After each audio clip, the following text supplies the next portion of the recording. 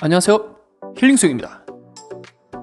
최근 수영장에 신규 회원이 많이 오셨는데요, 평소 운동과 담을 쌓고 지낸 사람부터 다른 스포츠는 많은 경험이 있는데 수영은 처음 접근하는 분들이 꽤나 있습니다. 첫 물맛은 매우 쓴데요, 팔과 다리를 사용하면서 호흡까지 함께 하려고 하니 내 마음대로 통제가 되지 않습니다. 그러다가 코에 물이라도 들어가면 기침과 함께 집에 가고 싶은 마음이 굴뚝 같은데요, 여기서 우리는 불안을 느끼기 시작합니다. 물 공포증을 극복하기 위해 수영하는데 오히려 오늘 연습을 통해 나는 도저히 안 되는 사람이라는 인지적 불안 증폭과 함께 강사쌤이 이번에는 킥판 없이 가보자고 할 경우 심박수가 엄청 뛰면서 팔다리가 경직되는 신체적 불안을 느끼게 됩니다. 이렇게 불안은 우리를 초조하게 만들며 인지적, 신체적으로 악영향을 미치는데요. 수영을 배우는 부분도 중요하지만 이런 불안감을 낮출 수 있는 방법은 무엇이 있을까요? 첫째, 불안은 누구나 겪는다. 우리 인간은 위급한 상황이 발생했을 때 싸우거나 도주하고 싶은 마음은 누구나 갖고 있습니다. 생존과 관련된 문제라 자신이 살아남기 위해 가장 유리한 해결책을 스스로 선택하는데요. 수영장 첫날 아무것도 모르는데 차가운 물속에 들어가 숨쉬기와 발차기를 하려고 하니 너무나도 힘이 듭니다. 특히나 물속에서 코로 공기를 뱉어야 하는데 혼자 코로 물을 먹고 있으니 그 상실감이 커지는데요. 주변 다른 사람들은 당연히 통과되는 부분에서 혼자 이렇게 애를 쓰고 있으니 그냥 이대로 집에 가고 싶습니다.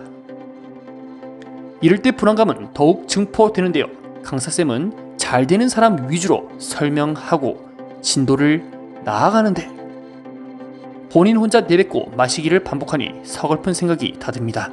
우리는 이런 상황에서 불안을 어떻게 대처하느냐에 따라 앞으로의 수영을 습득할 수 있을지 기로에 서게 됩니다. 이런 특징이 있는 분들은 결국 자기만의 시간과 할 수 있다라는 격려와 시범을 통해 결국 시간이 지나면 해결될 수 있는 문제입니다. 물속에 들어가는 순간 심박수는 엄청 올라가고 눈을 뜨기도 무서운 상황에 코로 공기를 뿜는 행위 자체가 공포인 것이죠. 그들에게는요, 하나부터 열까지 세세하게 알려줍니다. 무서우면 벽을 잡고 얼굴만 살짝 넣는 것으로 수영장을 걸어다니며 주변에는 또 무엇이 있는지 친숙한 환경을 제공하는 것까지 그 마음의 안정이 1순위입니다.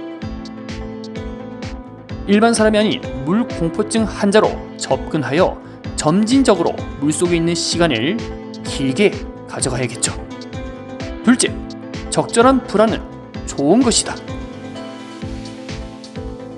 불안이 무조건적으로 안 좋은 것은 아닙니다. 적당한 불안감은 각성 효과에 긍정적 영향을 미치는데요. 각성은 흥분, 경계성, 정서적 긴장, 정신적 준비 등과 같은 신체적, 인지적 부분에 모두 관련이 있습니다. 우리가 자명을 25m 완주하기 전 오늘은 반드시 숨을 참고 끝까지 갈 거야 라는 다짐과 함께 출발 전 호흡을 크게 하고 난 뒤 정신무장을 하고 물속에 들어갑니다. 평소에 연습했던 물속 팔 동작과 평형킥, 그리고 바닥을 보는 습관을 유지한 채 적절한 각성으로 결국에 끝까지 갈 수 있게 됩니다.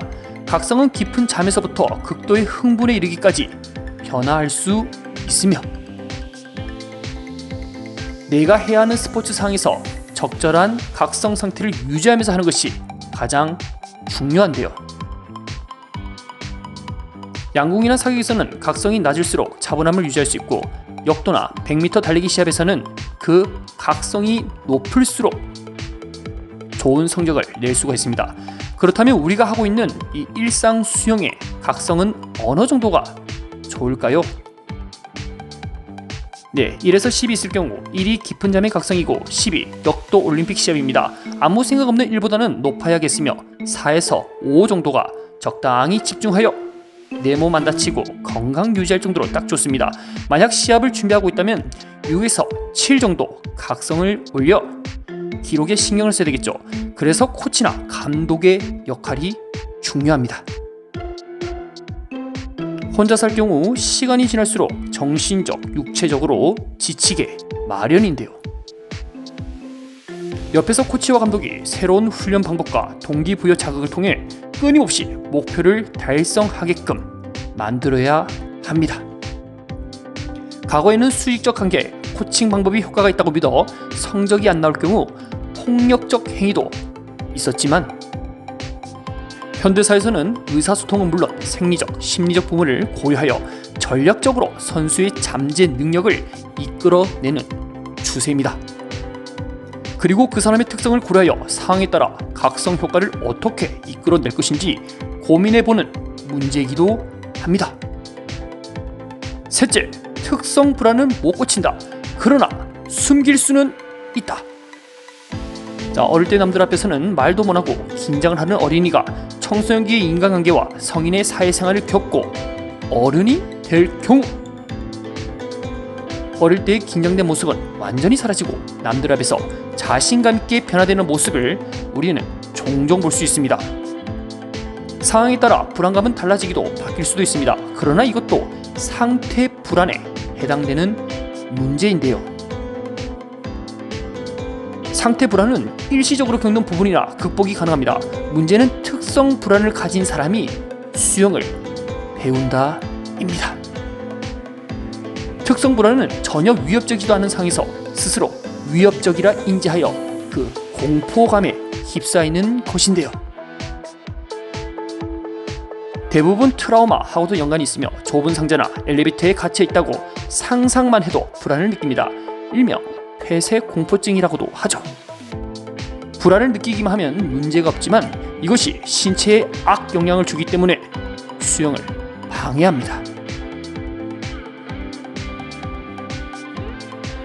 이렇게 특성 불안은 개인적 특성 및 기질로서 갖고 있는 불안이나 내가 물 공포증을 고쳤다고 생각해도 갑작스럽게 그 공포감과 불안감이 찾아오게 되는데요.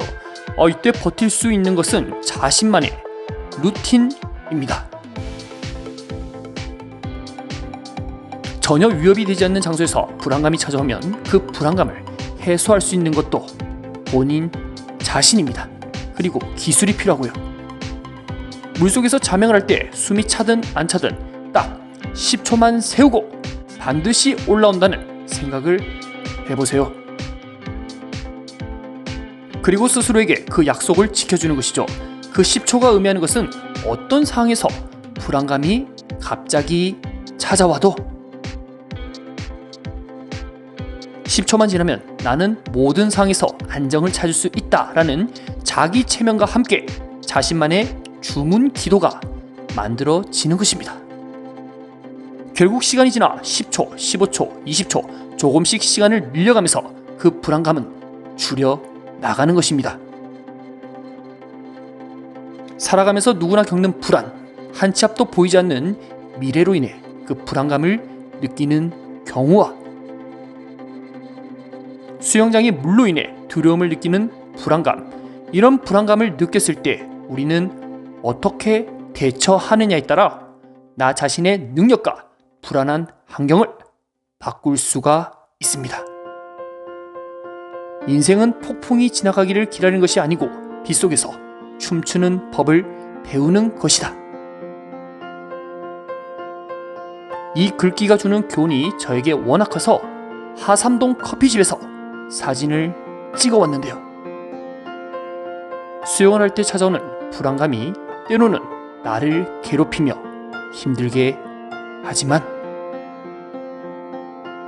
그 불안감 속에서 신체적, 정신적으로 한층 성숙해질 수가 있습니다. 그 위기 순간을 넘길 때마다 한 단계 성장할 수 있으며 그 경험이 훗날 누군가에게 좋은 방향을 제시해 주는 것이죠. 여러분들 항상 응원합니다.